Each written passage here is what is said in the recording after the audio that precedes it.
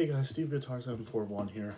Um, just wanted to make this video because I just watched that live stream that Linkin Park put out because I was really excited to see their new singer, see if they're going to come out with any new music, see if they're going to do a concert, and fortunately, all three happened. So I want to break that down. Um, so where do I start?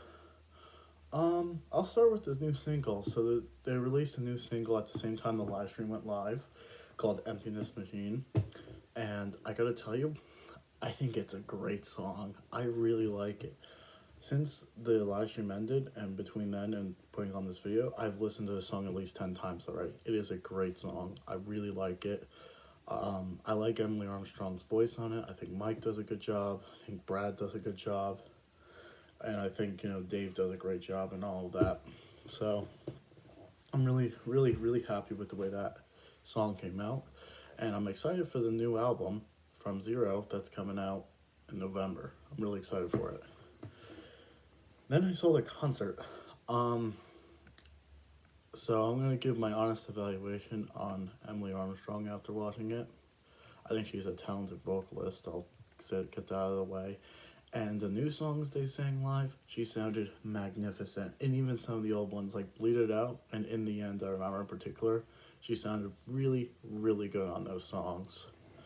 Some of the other Linkin Park classics, though, she's gonna need to work on them.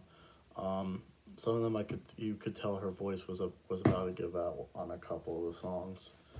And some of it was just a little strange. Personally, who would I have picked to be the new Linkin Park singer? Definitely Derek Whibley from Sum 41. I was really hoping he'd be the new vocalist because he doesn't have the same exact vocal style as Chester, which is true, but it's similar enough, and he has played songs live with Linkin Park before.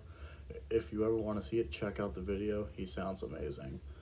So that's personally who I was hoping would be the new Linkin Park singer.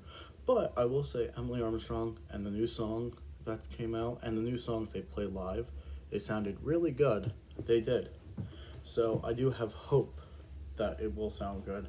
The only thing Emily needs to do is continue to work on some of those classic songs because some of them did not sound the best with her on the vocals. I'm going to be completely honest. I noticed when she tried to scream like Chester, most of the time, not all the time, because like I said, Bleed It Out, she did it, she nailed it. When she screamed like Chester and some of these other songs, it didn't work as well. So she's just got to figure that out. They're going on a small world tour, I saw, so she's got some time to figure that out. And I really hope she does. I'm rooting for her because I love the band, and she seems like a nice, girl and a good singer. So I really hope it does work out. And then yes, the tour. I don't know how much the tickets are going to cost. I don't even think the pre-sale's out right now, but they're already going on a tour and all this. But I gotta tell you one thing I noticed in the live stream almost immediately. I noticed that Brad Delson and Rob Borden were not playing, and my heart sank, frankly, because I was really hoping that it would be the entire lineup plus the new singer, which happened to be Emily Armstrong. So when Mike was introducing the band, and I saw all their photo shoots and even in the interview, Brad Delson is still in Linkin Park. Thank God. That's the guy that got me into rock music, him in particular with One Step Closer. So I'm glad that Brad Delson's still in the band. I think he's supposed to play on the tour. I just don't think he could have played today. The reason's unknown. But Rob is gone. Unfortunately, Rob Borden, he is gone. His replacement's name is Colin Brittan. So, and I'm gonna be honest, you could tell there was a difference in the drums. I definitely think Rob's better than Colin, but at the same time, I'm rooting for Colin because he's filling, in these shoes, and he's their new drummer going forward. Now, I did skim through the interview after that got released by Billboard, and Mike Shinoda said that what happened with Rob is that over time he just kind of lessened contact with the band and wanted to distance himself from it. I guess if I had to interpret that, it's probably that he's still processing the grief of Chester Bennington, and he probably processed it the worst out of everybody. And I feel like he still wants to be away from music and wants to just process the grief still. I know it's been 7 years, but everyone processes grief in different ways, and I think Rob is still really going through it. So I really hope Rob's okay, and all love to him because I think he's a great drummer, dude. And hopefully one day if he's better, I hope he comes back to Linkin Park because he is awesome. But it's good to see everyone else back. Johan returned too. It was awesome. So really excited. Excited to see what this new era of Linkin Park is. It's been an interesting year for my two favorite alternative bands, them and Foster the People, because Foster the People, they lost another band member. It's just Mark and I saw now, and their entire touring musicians are all different now. Zane Carney's their new lead guitar player. What was his name? I forgot the name of the drummer and the bass player, but I actually think they sound pretty good.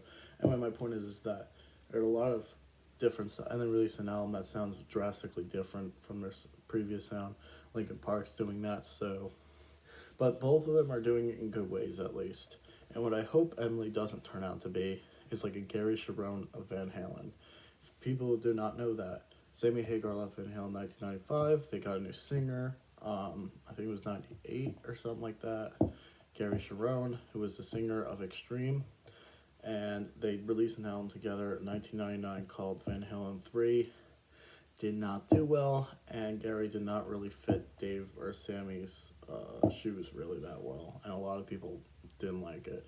So he lasted one album cycle, and then they both agreed that this wasn't going to work. They both parted ways. My point isn't saying that. It's just I hope Emily doesn't do that because, like I said, I'm rooting for her. I think she's got a good voice. So, and like I said, this new song, The Emptiness Machine, sounds great. I love it. So, yeah, I just wanted to give my thoughts on that because, as a Linkin Park fan, this is the band that got me into rock and roll in the first place. Very important to me, so got a special place in my heart. So I was really watching that live stream all the way through just to see what's going on. Then I listened to the new song, and then I heard about the tour, listened to the interview and all that. So I was listening to the song over and over again. So yeah, just wanted to say that. If you guys like this video, please give a like and subscribe to the channel. I'll see you guys in the next one. Peace out.